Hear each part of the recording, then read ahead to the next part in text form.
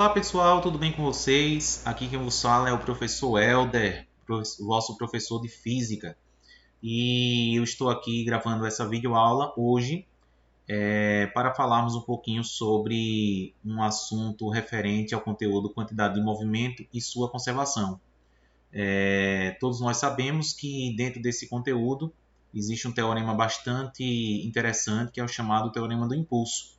Então, essa videoaula nós temos o objetivo de mostrar como utilizar esse teorema numa questão bem interessante, tá? Que eu vou mostrar agora.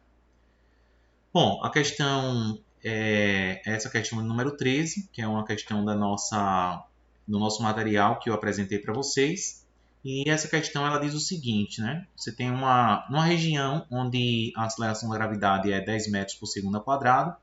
Um garoto lança verticalmente para cima uma bola de massa m igual a 0,2 kg, 0,2 kg, com velocidade inicial de módulo v0 igual a 30 metros por segundo. Depois de intervalo de tempo ΔT, a bola está descendo com velocidade de módulo v1 igual a 15 metros por segundo. Desprezando a resistência do ar, calcule a variação da quantidade de movimento da bola no intervalo de tempo ΔT e o valor de ΔT. Bom, nós sabemos que para calcular a variação da quantidade de movimento, basta simplesmente eu fazer ΔQ igual a quantidade de movimento final menos a quantidade de movimento inicial. Bom, é importante nós mencionarmos que todas as vezes que você tiver uma questão onde a velocidade da bola, ela muda de direção, ou pelo menos o sentido, né? Já que a direção aqui é a mesma, a direção para o instante t0 igual a 0 é a direção vertical. A direção para o instante t1 igual a ΔT também é vertical. A única coisa que muda é que no instante t0 igual a 0, a bola tem sentido para cima da sua velocidade, né? Tanto na velocidade como na quantidade de movimento. E quando a bola está descendo, a velocidade tem sentido para baixo, né? Então, embora a direção seja a mesma para os dois instantes, o sentido ele muda. Então, todas as vezes que o sentido mudar, é de suma importância que você indique na sua questão qual é o sentido do eixo de referência para você fazer as suas contas, né? Então, eu posso escolher como a aceleração da gravidade aqui ela está para baixo, né? Você pode escolher o seu eixo de referência para baixo aqui, eixo. É claro, né? O fato da aceleração da gravidade estar para baixo, ele não é predominante para que você escolha esse eixo, né? Você poderia escolher para cima sem problema nenhum. Só citei a aceleração da gravidade só porque eu achei interessante, né? Já que quando você vai calcular o impulso nesse caso, né, você nota que como a força está para baixo, o impulso vai dar um valor positivo, mas não mudaria em nada se o eixo escolhido fosse para cima, tá? Bom, então, quando você for calcular aqui, no caso, a variação da quantidade de movimento, você vai ter que considerar esse eixo como referência. Por que eu preciso fazer isso? Porque a gente tem que lembrar que a quantidade de movimento é uma grandeza vetorial. Vetorial. Se não fosse uma grandeza vetorial, se fosse apenas uma grandeza escalar, você não precisaria se preocupar com o sinal, nem precisaria se preocupar com a questão do sentido aqui do eixo. Não, só precisaria fazer a variação e pronto. Por exemplo, se na questão pedisse para você calcular qual a variação da energia cinética, aí você não precisaria se preocupar, porque era só pegar a energia cinética final menos inicial e acabou-se. Por quê? Porque a energia cinética é uma grandeza escalar. Na grandeza escalar, você não precisa se preocupar com orientação, diferentemente de uma grandeza vetorial, né? Então, aqui você precisa levar isso em consideração, tá? Então, a quantidade de movimento final vai ser... Considere que onde eu estou chamando de final seria o instante de tempo t1. E esse inicial seria o instante de tempo t0. Tá?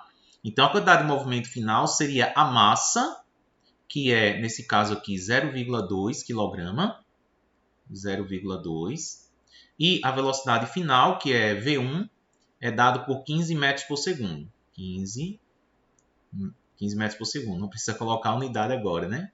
Bom, e a quantidade de movimento inicial seria menos Aí a massa, que é 0,2. E aqui é onde entra a questão do eixo, né? Como a velocidade está para cima, a velocidade inicial, que é essa aqui, ó.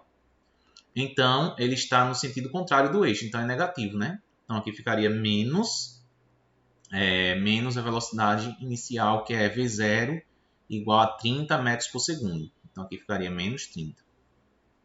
Bom, então a variação da quantidade de movimento aqui seria 0,2 vezes 15 dá 3. Menos com menos aqui eu teria um mais positivo, né? 0,2 vezes 30 daria 6. Então, a variação da quantidade de movimento neste caso aqui é 9 kg metro por segundo. Pronto, já calculei a variação da quantidade de movimento. Por que eu disse que era uma aplicação do teorema do impulso, né? Porque a gente lembra que o teorema do impulso, deixa eu escrever aqui, ó, teorema do impulso.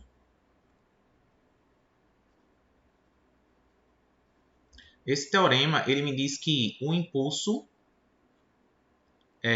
ele vai ser igual a F vezes ΔT, que é igual à variação da quantidade de movimento. Ou seja, o teorema do impulso ele afirma que o impulso que age sobre uma partícula, sobre um sistema, ele vai ser justamente igual à variação da quantidade de movimento. Claro, esse impulso vai ter que sempre ser calculado em relação à força resultante que atua sobre a partícula. Nesse caso, a única força que atua sobre essa partícula é a força da gravidade. Então, foi justamente por isso que no problema foi dado o valor da gravidade aqui. Por quê? Porque eu sei que o peso é dado por m vezes g. Então, aqui ficaria da seguinte forma. Onde tem F, ficaria m vezes g vezes ΔT. E do outro lado, eu teria ΔQ. Outra coisa importante é que, como você está calculando aqui o teu impulso, né? Em relação à variação da quantidade de movimento. E outra coisa, como o impulso ele é uma grandeza vetorial, tem que ter cuidado também com isso aqui. Né? Então, note que o impulso, né, como a força ela é direcionada para baixo, então o resultado vai dar positivo. Tem que ser positivo, né? Porque o impulso está sempre na mesma direção da força. A gente sabe disso, né? Que o impulso ele é igual a F ΔT.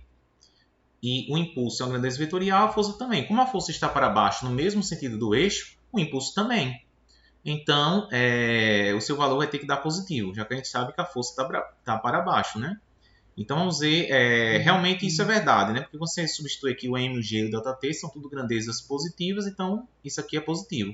Se não fosse dessa forma, se você escolhesse, por exemplo, o eixo positivo para cima, você teria que colocar aqui o valor da força, né, quando substituir isso aqui, por menos, né? Menos mg. Tá? Então tem que ter o cuidado em relação a isso. Tá? Por isso até que eu coloquei o eixo para baixo, porque como a aceleração da gravidade está para baixo, tá certo? Então aqui evita de você estar colocando mais um sinal, tudo, mas não precisaria se preocupar, no caso se fosse o eixo para cima, em relação à questão de dar errado, não daria, era só tu colocar o sinal negativo, né? Então aqui como é que eu faço para calcular o ΔT, que é o que ele pede na questão? O ΔT vai ser igual a ΔQ sobre m vezes g, né? Eu vou substituir aqui depois que eu colocar essa equação aqui, dessa forma. E agora eu já posso substituir. Quem é o ΔQ é 9. Quem é m vezes g? O m é 0,2 e o g é igual a 10. 0,2 vezes 10 vai dar exatamente 2. Deixa eu puxar para cá a minha continha. Então, ΔT vai ser igual a 9 dividido por 2 dá 4,5 segundos. Bom, então esse aqui é o intervalo de tempo necessário para que a bola suba e desça até essa instante T1, não é? Que seria o instante de 4,5 segundos. Claro, você poderia também resolver essa questão usando a cinemática, né? Porque aqui trata de um movimento uniformemente variado, né? Onde a única aceleração que atua seria a aceleração da gravidade. Ou seja, aqui você tem uma outra forma de você calcular qual é o intervalo de tempo entre o instante T0 e o instante T1, usando aí a noção do teorema do impulso e também todos os conteúdos referentes ao que temos aí na quantidade de movimento e sua conservação. certo? Então, eu espero que a questão tenha ficado clara para vocês. E só relembrando aqui que se você colocasse o eixo para cima, o que iria mudar na questão é que, por exemplo, aqui teria um sinal de menos, aí aqui seria um sinal positivo, né?